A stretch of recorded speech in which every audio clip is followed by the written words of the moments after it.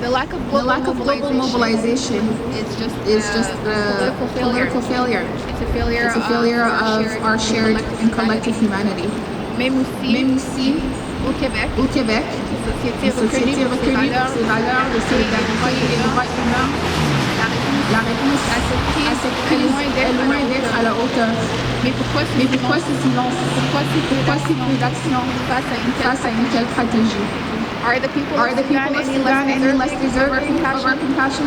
Est-ce que leurs vies valent moins que celles d'autres victimes, d'autres conflits ailleurs? La réalité est dure. Nous avons failli notre devoir d'agir. But it's not too late, as we always say.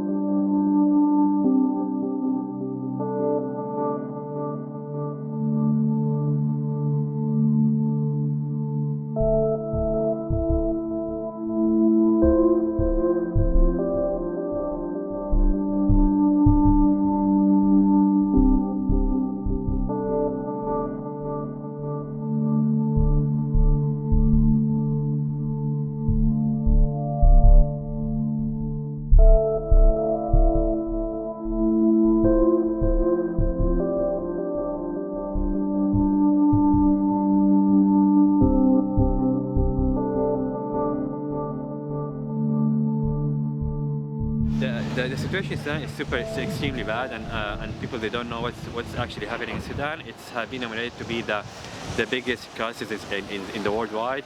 More than 25 million have been displaced from their homes. The internally displaced or externally displaced. The hunger is killing people in Sudan. There is no medicine. The hospitals have been out of service for a long time. The support from organizations globally is not to the degree that it should be. So we are trying. First of all, I wish that the global countries and other countries and the countries with power to help and to try to force the war to stop, to help the Sudanese in Sudan that couldn't flee the country by providing support, providing medical support, providing food and different kinds of support. And they would like all of the communities to help us and support us to try to get pathways or other programs for Sudanese here in Canada to help their families and friends in Sudan to join them to the safe place. One of the main conflicts in the African continent right now is the one in Sudan, and we do feel like there hasn't been as much attention in Quebec on this matter.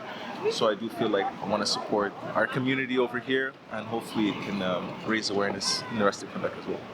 White supremacy has been very, very successful in going after Black people. I think racism is absolutely, white supremacy, racism is absolutely the biggest struggle in terms of getting over the propaganda and really being able to hear and listen to and act on what's on just the absolute complete madness and atrocities that are happening in Sudan. We stand with Sudan. We stand with Sudan. We stand with Sudan. We stand with Sudan. All eyes on Sudan. All eyes on Sudan. All eyes on Sudan. Free Sudan now. Free Sudan now. Free Sudan now. Free Sudan now. Free Sudan now. Libérez le Soudan. Libérez le Soudan.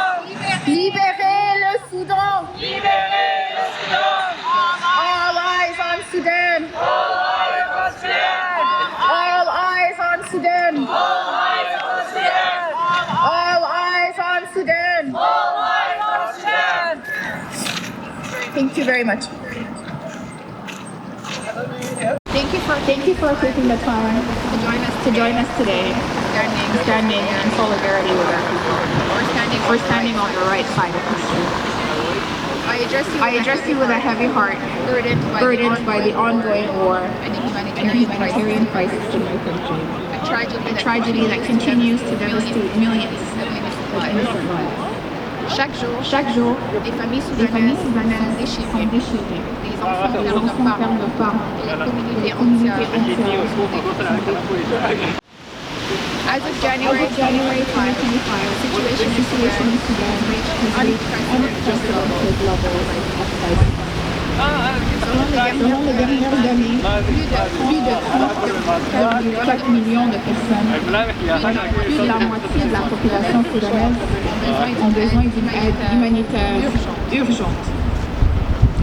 Le conflit, or the conflict which began in April 2023, has led to over 28,000 deaths, including more than 75,000 civilians killed in direct attacks. It has led to the world's largest displacement crisis. Let's let that sink in. Actually, the world's largest humanitarian crisis. And no one is talking about it. The war has forced over 8 million people to flee their homes, making Sudan the country with the highest number of internally displaced people. More than 3 million have fled to neighboring countries where they face the reality of living as a second-class person. Keep in mind, these are countries that were welcomed by the Sudanese in the past. Were welcomed with open arms from a country that was struggling from its own politics, but they still put that aside and took in these people. The conflict has had a devastating impact on children, particularly on education. Environ 7 millions d'enfants ont vu leur éducation interrompue pendant plus que 2 ans. Avec 80% des écoles fermées à travers le pays. Girls are disproportionately affected, often forced to abandon their studies due to not only societal problems or pressures, but also domestic responsibilities. Healthcare is also under attack. To give you a recent example, over 70 people were killed in a drone attack in northern Darfur, and it was a hospital that was destroyed. 70 people killed within the hospital, and this was the only functional hospital in the area. So critical services or vulnerable population not receiving any assistance. The lack of global mobilization is just a political failure. It's a failure of our shared and collective humanity. Même aussi, au Québec, une société reconnue pour ses valeurs de solidarité et de droits humains, la réponse à cette crise est loin d'être à la hauteur. Mais pourquoi ce silence? Pourquoi si peu d'action face à une telle stratégie? Are the people of Sudan any less deserving of our compassion? Est-ce que leurs vies valent moins que celles d'autres victimes, d'autres conflits ailleurs? La réalité est dure. Nous avons failli notre devoir d'agir. But it's not too late, as we always say. Il n'est jamais trop tard. Faire preuve de courage et de compassion et de solidarité. Quebec can do more and must do more. We have to mobilize our resources and we have to assist our people. Amis concitoyens du Québec, ne restez pas silencieux. On a besoin de vous compte sur vous. Ne tombons pas dans la piège de la compassion sélective. Let us raise our voices and demand that our leaders act now, not tomorrow. To the people of Sudan, we stand with you.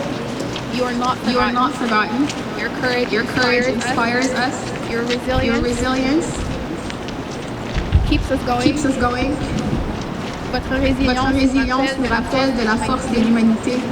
Même si le chemin vers la fin semble encore long, sachez que nous sommes nombreux à attendre et on vous attend et on cherche la liberté. Together, en unissant nos forces, we can turn the silence into action, into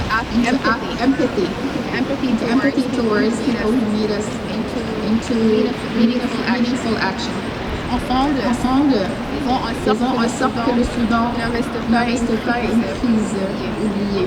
Merci pour votre temps. Thank you very much for joining us today. want peace. We want peace. We want freedom. We want freedom. We want justice. We want justice. We want peace. We want peace. We want freedom. Freedom. We want justice. حرية سلام وعدالة. حرية سلام وعدالة. حرية سلام وعدالة. حرية سلام وعدالة. Freedom. Peace and justice. Freedom, peace, and justice. No more war in Sudan. No more war in Sudan. No more war in Sudan. No more war in Sudan. Say no to war in Sudan. Say no to war in Sudan. Say no to war in Sudan. Say no to war in Sudan. We stand with Sudan. We stand with Sudan. This doesn't open, I think. Upside down like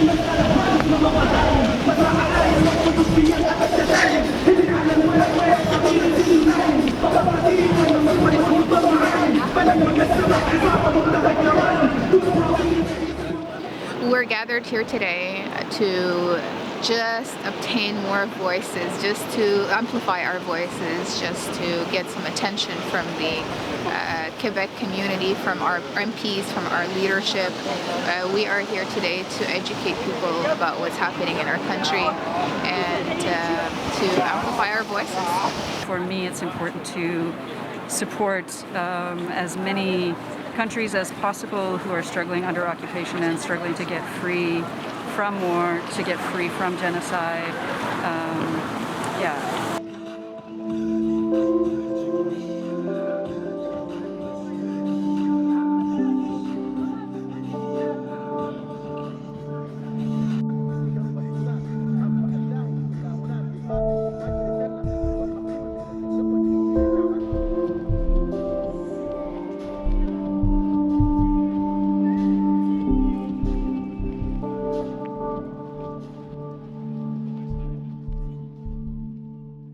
Sudan is not in the forefront of headlines or not necessarily covered by media is because it's not a beautiful topic. There's a bit of a racist angle to it, I find. It is just too overwhelming for people to even want to address. I think Sudan is really dealing with one of the worst humanitarian crises, and it just boggles my mind that this is not something that is covered by everyone and spoken to about everyone. But at the same time, I feel that also the responsibility falls on us as Sudanese people to speak more, to be out more, and try to demand that we're represented more. If it's within leadership or if it's in the media, it's for us to demand it. So we are working on that. I think that anti-black racism is a massive, massive thing. White supremacy racism is absolutely the biggest struggle in terms of getting over the propaganda and really being able to hear and listen to and act on what's on just the absolute complete madness and atrocities that are happening in Sudan.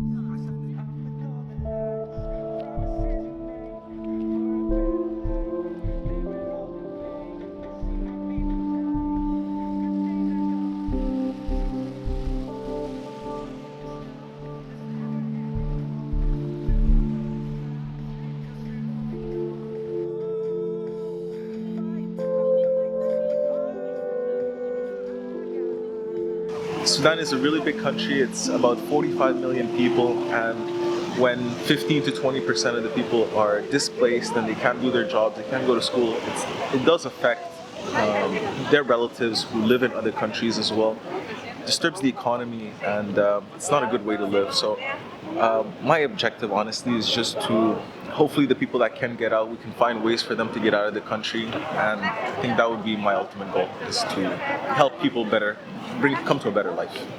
The Sudanese community is concentrated within Montreal. If you go out further in the regions or even Quebec City, you'll find fewer Sudanese, mainly because we're an Anglophone community, so we do stay within the metropolitan. We insist on organizing bi-weekly because we want the urgency of this matter to reflect, right? So as a community, we can focus on other things, but we do recognize that the more we're out here, even if every week, every 2 weeks, we're able to get one more supporter, one more voice, that helps us a lot, and our people are depending on it. They actually are literally dependent on us being here. So to stand here in the cold is not an issue at all. To come out here every 2 weeks is not an issue at all. It's the least we can do, and we do it every 2 weeks because it's something that is urgent, and we need to continue. And we will not stop until the war is over.